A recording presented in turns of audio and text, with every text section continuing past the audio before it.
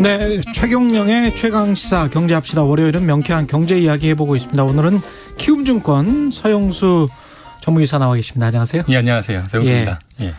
이게 연준이 파월 의장의 발언이 뭐 우리가 장난이 아니다 이런 말을 하는데 섬뜩했습니다. 예. 그렇죠. 페인이라는 단어가 나왔고 고통. 근데 그게 미국의 가계에 고통을 줄 것이다. 우리가 계속 금리 인상을 하면. 그런데 그 금리 인상은 해야 된다. 언컨디셔널. 전제가 없다. 이번 발언이 제일 셌어요. 최근 나온 한 1년 중에 발언 중에 가장 셌던 것 같습니다. 그러게요. 예. 우선 그 자리를 이해할 필요가 있는데요. 예. 우선 그 미팅은 이제 하반기 통화 정책에 대한 전망을 이렇게 설명한 자리 이렇게 생각할 수 있는데요. 예. 그것뿐만 아니라 그 참석자들을 이해할 필요가 있는데 전 세계 주요국의 중앙은행 총재들이 다 모였습니다. 그러니까요. 경제학자들이 다 모였습니다. 다시 말해서 그거는 단지 미국 국민에게 얘기하는 게 아니라 전 세계 중앙은행에 전 세계 정부에게 얘기하는 거죠. 그러니까 우리도 우리의 유권자들에게도 우리 국민들에게도 고통을 주는 것을 감수할 테니까 당신들도 마음 단단히 먹어 이런 이야기 아니에요 지금 이게? 저는 오히려 우리는 금융위기 걱정도 없고 경제가 튼튼하다. 우리는 마음껏 올리겠다. 너희들 알아서 해라. 이런. 저는 좀 사실 섬뜩했습니다. 위해서. 이렇게 또 해석을 하니까 더 섬뜩하네요. 네. 더 섬뜩하네. 디테일하게는 예. 크게 중요하지 않습니다. 왜냐하면 어차피 이제 9월 달에 50pp를 올리던 75를 올리던 둘 중에 하나 선택할 것으로 보이지고 둘 중에 하나겠죠. 예. 예. 가능성도 어차피 반반 정도이고 그리고 결국에는 그 결정은 앞으로의 경제 지표를 보고 결정할 거예요. 예. 그래서 사실 디테일하게 보면은 별로 중요한 게 없습니다.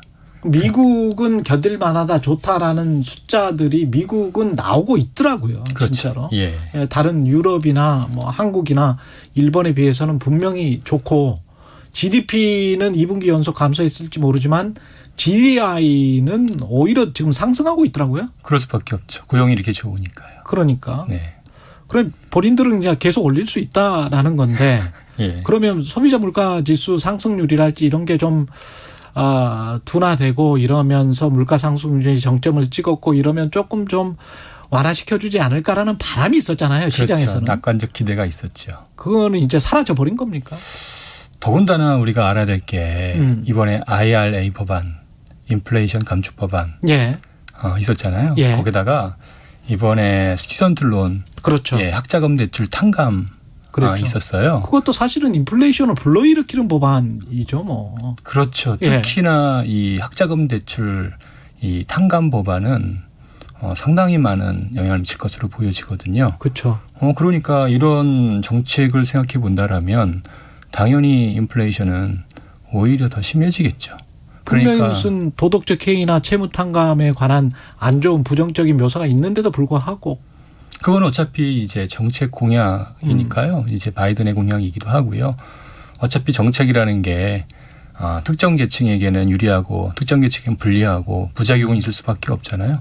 그 과정에서 이제 자기가 원하는 계층에 어떤 그런 정책적 지원을 하는 거고 특히나 지금 문제가 뭐냐면 코로나 정책 이후에 잘 아시겠지만 돈을 너무 많이 풀었고 그렇죠. 그 과정에서 빈부격차가 극도로 심해졌고 그 피해 계층을 본다라면 아마 2030 세대가 가장 많은 피해를 입었을 것으로 보여지고요. 미국 입장에서는 미국 어쩔 입장에서요. 수, 예. 어쩔 수 없다. 예. 특히나 유럽을 본다라면 학자금은 정부가 되지 개인이 되지 않잖아요. 예. 그렇다라면은 어찌 보면은 그런 부분들은 뭐 어쩔 수 없는 불가피한 해야 되는 정책이라고도 할 수 있는 거고요.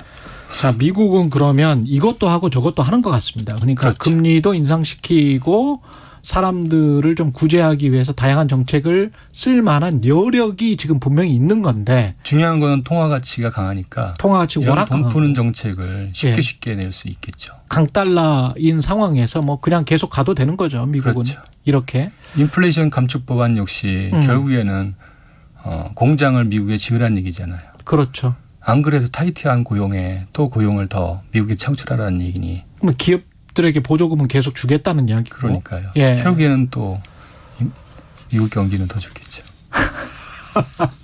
그런 여건이 됩니다. 지금 에너지 위기나 뭐 이런 것들이 미국은 에너지 수출 국가이기 때문에 모든 면에서 참 공교롭게도 미국은 선택을 받은 국가가 돼버렸는데 우리 이야기를 안 할 수가 없죠. 한국은행은 지금 스탠스가 어떤 겁니까? 우선 한국은행 얘기를 하기에 앞서서 예. 우리가 이제 한국은행의 이제 의무, 법적 의무는 이제 물가 안정과 금융 안정. 이거 하나밖에 없죠. 우리는 두 가지입니다. 예, 두 물가 가지. 안정, 예, 금융 안정. 예. 예. 금융 안정이라는 거는 금융 시스템 리스크, 금융 위기의 발생 가능성을 이렇게 줄이는 정책. 지금 금융 위기 발생 가능성 그리고 특히나 이제 위기의 관점에서 본다라면 가장 지금 현안이 되는 게 가계 부채 위험이죠. 그렇죠. 이 가계 부채 위험을 완화시키는 정책 목표가 하나 있을 거고요. 또 하나는 이제 물가 안정이 있을 수 있죠. 그렇죠. 물가 안정은 이게 이제 통화 가치의 안정. 더군다나 우리나라 같이 수입을 통해서 모든 걸 어떻게 소비해야 되는 거의 모든 걸. 예, 거의 예. 모든 걸 소비해야 되는 한국 같은 나라에서는 통화 가치 안정이 절대적이란 말이에요. 그렇죠. 이두 환율이 가지- 계속 뭐 이렇게 가치가 하락하면 우리는 큰일입니다. 사실. 예, 두 가지 목표를 지금 해야 되는데 음. 지금 보시면은 금리를 올리게 되면 통화 가치가 안정이 되고요. 대신 금리를 올리게 되면 이제 가계부채. 가계부채 리스크가 커져야 되는 상황이다. 이렇게 보이셔야 될 거예요.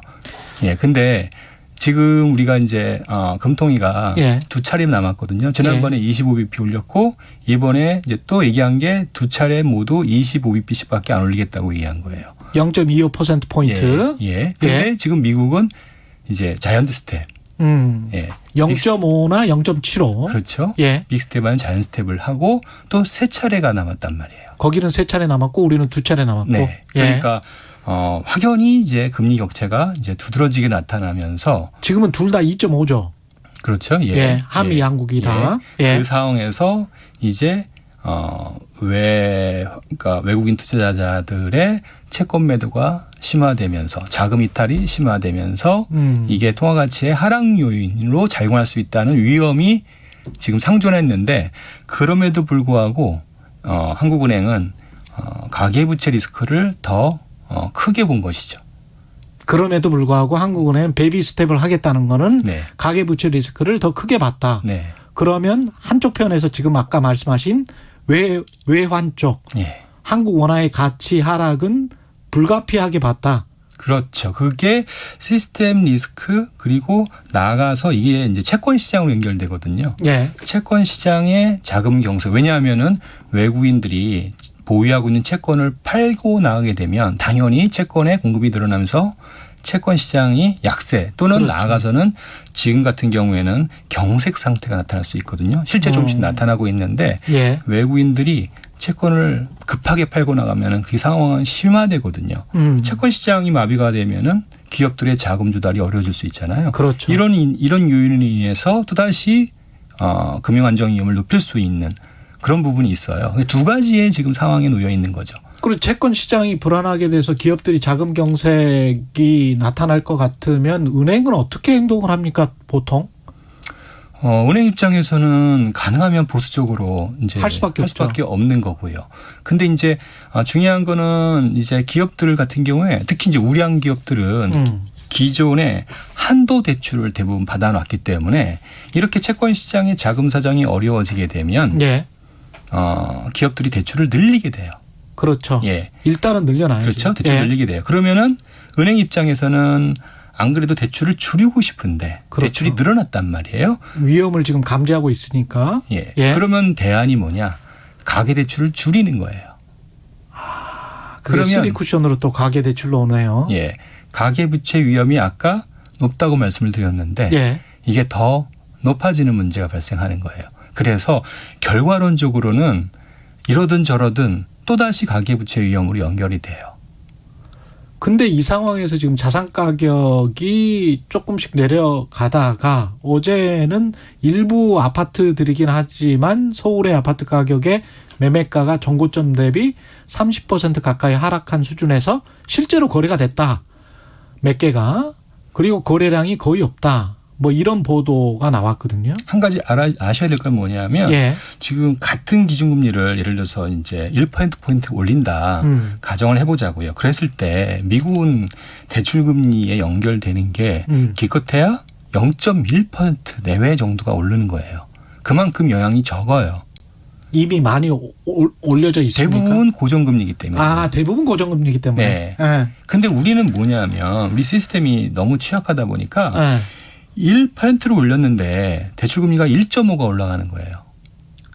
우리는 대부분 고정금리가 아니고 변동금리이기 때문에. 네. 예. 그리고 또 하나 우리의 이제 금융의 금융 안정보다는 금융 편의에 있다 보니까 결국에 대출금리는 시장금리 또는 예금금리에 연동되는데 예. 은행 간 예금금리 경쟁에 의해서 너무 빠른 속도로 이 대출금리가 올라가는 거예요. 예를 들면 그렇죠. 코픽스가 지난 한 달 동안 예. 0.5%포인트가 올라갔는데 이게 이번 달에도 최소 0.3에서 0.5 정도 오른다는 거예요. 불과 한두 달, 두세 달 사이에 100bp 이상, 1%포 이상 좀 대출금리가 오르는 상황이니 문제는 앞으로 금리가 더 오른다고 감안한다라면 예. 이거는 대출자 입장에서는 감당이 어려운 그런 이자 부담이 될 수밖에 없는 거죠. 이게 이제 현재 우리가 갖고 있는 문제인 거고 한국은행은 이 부분에 대해서 이제 먼저 민감하게 반응을 했다는 점. 두 번째는 뭐냐면 설사 한미 간 금리 격차가 네. 이제 역전된다 하더라도 외국인들이 채권을 별로 팔고 나가지 않을 것이다라는 좀 낙관적 기대를 한 게 아닌가. 과거에는 그랬거든요. 예. 예. 네, 그것이 같이 반영되면서 지금은 좀 다를까요? 지금은 좀 달라졌습니다. 왜 그러니까 이제 그렇습니까? 어떤 요인들? 포인트는 뭐냐면 예. 금리가 이제 이게 한미 간 금리 격차가 벌어지잖아요. 가령 연말에 네. 한 1%포인트 정도 벌어졌다. 네, 벌어졌죠. 지금 그럴 것 같아요. 근데 상황 이제 자체가. 우리가 알아야 될 거는 외국인들은 단기 투자자와 장기 투자자 두 부분 나눠야 됩니다. 단기 투자자는 이미 한미 간 금리 차가 역전이 돼서 이미 채권들을 팔고 있어요. 예. 단기 투자자는. 문제는 장기 투자자예요. 장기 투자자가 한 3분의 1로 대다수를 차지하는데 이 사람들은 역시 이제 마찬가지로 장기 금리의 차를 보고 그렇죠. 하겠죠. 예. 근데 장기 금리 차는 지금 한국의 채권이 더 높아요. 아, 근데 그게 지금 상황에서 미국의 장기 금리가 빠르게 올라가면서 그 갭이 줄어들고 있고요. 그 과정에서 외국인들의 채권을 다시 팔고 있어요. 그래서 네. 전체 외국인의 채권 매도 금액은 8월 한 달 동안 2조가 넘게 지금 진행되고 있어요. 그러니까 10년짜리 장기물까지도 팔기 시작하면 이거는 문제가 된다. 그렇죠. 지금 예. 그래서 아마 한국은행은 7월 달 데이터를 본 것 같아요. 7월 달, 6월 달까지는 한국 외국인들이 채권을 계속 많이 매수를 했어요. 근데 그러던 것이 8월 들어서 미국의 장기 금리가 바뀌면서 지금 매도로 전환되고 있거든요. 예. 이런 상황에서 달러가 당연히 원화 가치가 양세가 됐죠. 약세가 되는 상황이 좀 심화되고 있는 국면이에요. 정부는 어떻게 해야 됩니까? 지금 선택을 해야 될 것 같아요. 예, 선택을 해야 되는 상황입니다. 예. 한국은행 입장에서는 어쩔 수 없이 제가 보기에는 금리를 올릴 수밖에 없는 상황인 거고요. 0.25의 베이비 스텝이 아닌 그거 갖고는 안 된다는 얘기죠. 그거 갖고는 안 된다. 네. 예. 그러면은 과감하게 금리를 올려야 되는데 빅스텝을 올려야 되는데 그랬을 때 말씀드린 바와 같이 지금 가계부채의 리스크가 그대로 수면에 들어갈 수밖에 없잖아요. 그래서 파월이 이야기한 것처럼 그 페인, 고통이 한국의 가계에도 전가가 될 수밖에 없는 상황이. 제가 그래서 그 파월이 얘기한 거는 자국 국민이 아니라 타국 국민을 얘기한 것 같아요. 저는요. 자국 국민이 아니고 한국 국민 얘기하는 것 같고요. 가계 대출과 관련해서 뭐 우리가 뭐 거의 주요 선진국 중에서 탑이죠. 가장 GDP 대비. 지금 위험한 상황이니까요. 그래서 할 수 있는 정책은 어떻게든 기준금리 올라가는 만큼 대출금리를 적게 상승할 수 있도록 규제를 해야 돼요. 알겠습니다. 예, 여기까지 디테일한 건 듣겠습니다. 나중에 말씀드리겠습니다. 아까 그 김봉신의 눈 시간에 언급한 지지율 수치 다시 한번 말씀드릴게요. 한국갤럽 자체조사 7월 26일, 28일, 8월 2일, 4일, 9일, 11일, 8월 16일, 18일 조사한 결과였고요. 자세한 내용은 중앙선거 여론조사 심의 홈페이지 참조하시면 됩니다. 여기까지 듣겠습니다. 또 한번 모셔야 되겠네. 예, 키움증권 서영수 이사였습니다. 고맙습니다. 예, 감사합니다. 예. 이 시각 교통